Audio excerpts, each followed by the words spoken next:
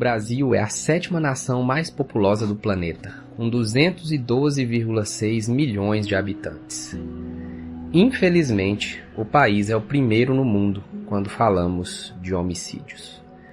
Bom dia, soldados da madrugada. O Brasil é o país mais violento do mundo.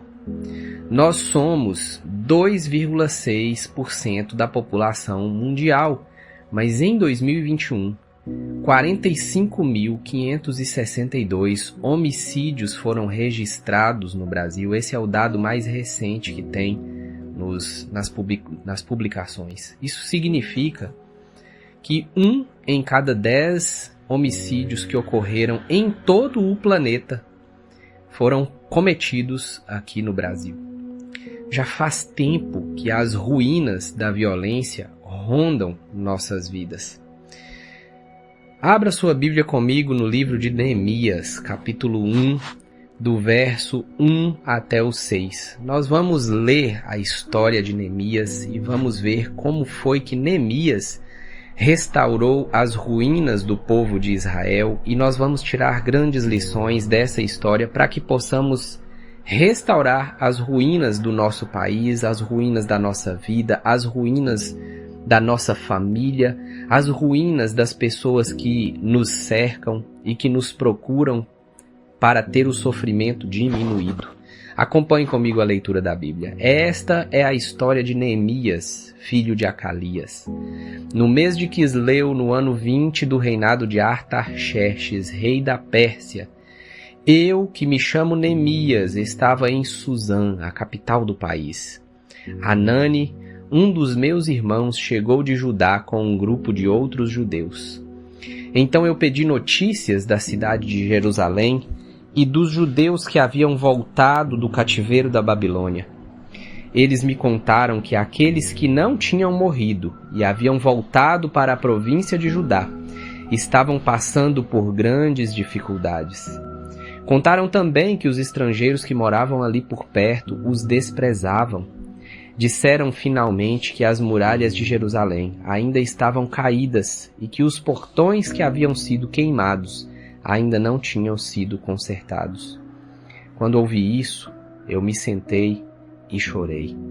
Durante alguns dias eu fiquei chorando e não comi nada. E fiz a Deus esta oração: Ó Senhor, Deus do céu, Tu és grande e nós te tememos. Tu és fiel e guardas a tua aliança com aqueles que te amam e obedecem aos teus mandamentos. Olha para mim, ó Deus, e ouve as orações que faço dia e noite em favor dos teus servos, o povo de Israel. Eu confesso que nós, o povo de Israel, temos pecado. Os meus antepassados e eu temos pecado. A violência, ela é tão comum em nossos dias, ela é tão comum no nosso cotidiano, e independente da cidade que nós moramos no Brasil, ela é tão comum que quando nós ouvimos falar sobre um homicídio, a gente nem se assusta mais, a gente não se entristece mais, a gente não reconhece mais que nós estamos vivendo um período de ruínas, a gente não se assusta porque é tão comum, virou algo tão corriqueiro. Mas, meus amigos, nós precisamos seguir o exemplo de Neemias. 3 aprendizados nós podemos tomar hoje com Neemias, reconhecendo as ruínas em que nós nos encontramos. O primeiro é entristecer. A Bíblia diz que Neemias chorou, jejuou e orou por alguns dias. Qual é a ruína da sua vida? Qual é a ruína da família que você mora, que você pertence? Qual é a ruína que você precisa restaurar? O primeiro passo que precisa acontecer, se você quer caminhar na direção de restaurar ruínas, seria entristecer, reconhecer o ponto de partida, chorar, jejuar e orar. Esse é o reconhecimento de que existe algo que precisa ser mudado. Reconhecer a sua condição é o ponto de partida. Esse é o segundo aprendizado que nós tomamos. Neemias reconhece diante de Deus: Senhor, nós temos pecado, nós temos nos desviado, eu e as pessoas. Perceba que ele se inclui no meio.